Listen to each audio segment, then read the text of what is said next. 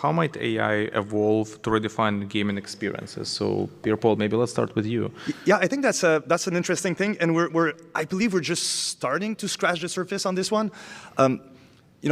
AI on device, AI at runtime, is something that I think will be very prevalent in the future. And there's things that we, traditionally we use algorithmic approach to solve some of the problems that were quite hard. An example I like to use is when you do hand tracking in VR or AR. It's relatively complex to do that with traditional algorithmic, and the results are kind of, I would say, uneven, and there's always surprises. Whereas if you use there's some AI model that you can use today that run on your device with the right latency, and I think this is one of the reasons why you care about having that running on devices, the latency. And that allows to do things like, again, hand tracking becomes very easy to do. And I think this world is exploding right now. If you go on Hugging Face and you see the sheer number of AI models that exist there, being able to pick those models and integrate them inside of your game experience, I'm convinced that this will generate experience that we never thought of, controls that we never thought of, experience where the player really feel alive. And that, I think there's a great opportunity there. That, again, we're just starting. I wouldn't say we have already found the hero feature of AI on device, but there's a lot of very promising things that are happening right now. And if we look just a bit ahead in the future, I believe that neural rendering will be a thing, where today, we generate images, and it takes a couple seconds for the images to be generated. It won't be long before we do that at 30 or 60 FPS, where rendering as a whole will be completely changed by that. And just, if you've seen GDC yesterday, they showed they kind of hallucinate one frame out of 15 frames for every frame generated. 15 are hallucinated by an AI. I think this is telling that we're already there, and that will really, really disrupt the runtime part of game development. Awesome, thank you. And Nivi, what do you think? Maybe anything on the emotional, adaptive side? I think, when Pippa was mentioning, I was thinking about as he mentioned, there is so much potential out there. But one thing is the emotional adaptive game, as you were mentioning, right? Like if you think about everything which is available right now or accessible, there is such a high potential to build a game in a deeper level.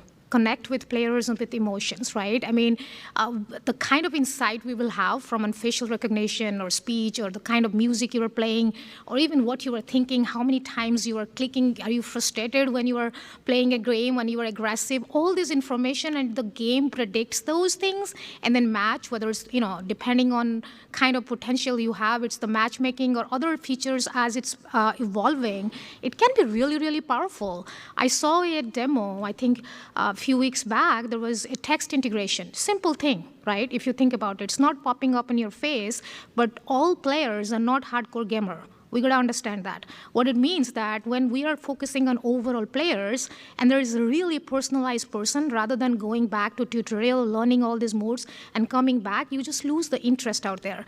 But here, you have someone who is basically telling you, go into that mode, do this. It's amazing, that kind of retention we will be able to have that. And if you think about, I'm scared of, let's say, a spider or something, and I'm playing a horror move, and I'm like just getting scared every time I'm screaming. And then the next time somebody's warning me, like, hey, there's something which you are scared of, or my predictability around my behavior. So it can go to a very different level of experience, but that opens up different challenge for us. And we all know in this creative space, the lockdown of the scope, what is good means, what is quality game means, what is perfection means. I think that's going to open up a lot of challenges for, publishers or even for the studios to kind of define the scope. Because everything, you want to do everything. That's the challenge we have to solve in a creative space, that what's going to be good enough for us. Awesome, thank you so much. I think we're just scratching the surface. For instance, when we think about the AI and we think about AI as a mechanism of fostering developers' creativity or game creativity and experimentation, so it's more about incubating creativity overall. So Hayan, what do you see right now with Xbox, and what are your thoughts on that matter? Yeah, it's a really interesting topic. I think, so number one, I think we all know there's a lot of hype around AI. There's a lot of hype, and then there's the reality. And I think sometimes it's hard to distinguish between what's real and what's hypey. I think it's really important to center in on not just technology, not just AI for AI's sake. We need to be initially looking through, hey, how is technology going to create value for our development teams and for our players? So really looking at it through the user lens, what is the user need? Then how is the technology going to support that user need through being dependable, scalable, generalizable? Because it's great to build one demo that works in that one instance, but then how do you scale it across your team of 100, 200 people? How do you scale it across your million users?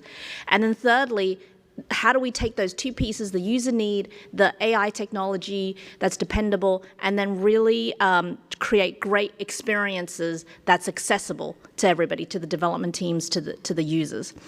So as an example, one of the things that we've been chatting with development teams about is, what are the biggest friction points in your user base and your user retention that we could bring in new technologies to support? And those big friction points are just like FTUI, so first-time user experience, retaining users. We find a lot of players, they'll play a game. For example, I'll invest, 12 hours in a game, and then I'll be distracted and I won't come back to it for a month. And then when I come back to it, I'm like, what did I do in the first 12 hours? How do I get back into the game? And so then we saw an opportunity of hey, what if the AI just recap for you what you were doing in the last 12 hours so you can get back into the games more quickly, which then means the developer teams can retain the players, can bring players back, and that technology, so as I said earlier, we're trying to roll something out with Copilot for Gaming that does that on a light level, and eventually, hopefully, development teams will be able to leverage that and just bake that into the games themselves and be able to see that deepening retention as well. Awesome. And also, Steph, anything from Roblox side you want to add? Yeah, a couple of things. And maybe microphone. Yeah. A couple of things. So the first thing is we are basically, every time we develop AI feature, we try to release it both in studio for creators and developers, but also to make it available in experience. And so for example, we have technology that can automatically fully rig, body and face an avatar. And so we are making that available also in experience. We released our Cube was announced Monday, and released tomorrow. Our 3D model generator using AI, and so that is also available already in experience and in studio. So we try to make those tools available for game developers so that they can come out with the new crazy gameplay that nobody thought about. There's going to be the next big hit. And then from a practical perspective, what we are seeing that I think may be useful for you guys figuring out what AI tools should I make available to my team. We have found a little bit of a split again between top Roblox studios basically have a license of Cursor, integrate that into VS Code and then link into Roblox Studio. So very high performing developers being more productive so they can make more experiments, they can take risks, try new gameplays. But then we also have level designers that don't have that level of sophistication, but they want something really fast and quick and that is convenient. And so we made assistant free inside Roblox Studio. So you can just type one line of text and you can generate simple gameplay or 3D models. And it's just very convenient for people that are maybe less technical, more artistic, like level designers or technical artists. They can really prototype something really quick. And so I think for studios it's important to cater to both those categories with sometimes very different tools. But I think that is really boosting quite a bit the productivity and the ability to experiment. So literal experimentation is becoming a reality faster and faster with less resources and faster time to market. So, for instance, from the field, Hayan, a question to you, because we talk a lot about AI and AI research. So, from the field of AI research, are there new developments that might introduce new player experiences and developer tools that we have yet to see right now? Well, so we know that AI research, separately from the games industry, just AI research itself is advancing, is progressing pretty quickly. I think at Microsoft, I work a lot with our research teams. They sit separately from Xbox, but we, collaborate because gaming is also a environment in which AI research, computing research has used to advance the state of the art.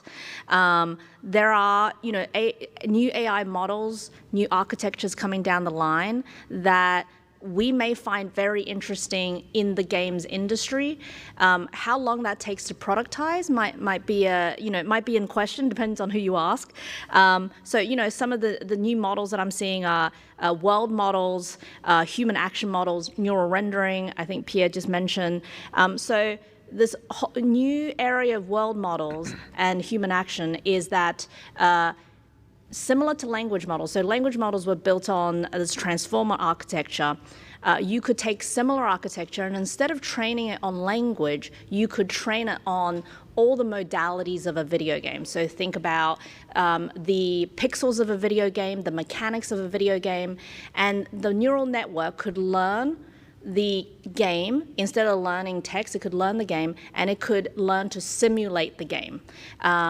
It's very early research, and it could learn to simulate the game in terms of simulating the pixels. So pixel for pixel, it can take your controller input, and it can output the pixels on the screen without the intermediate game engine itself. So that's kind of interesting from a technology point of view.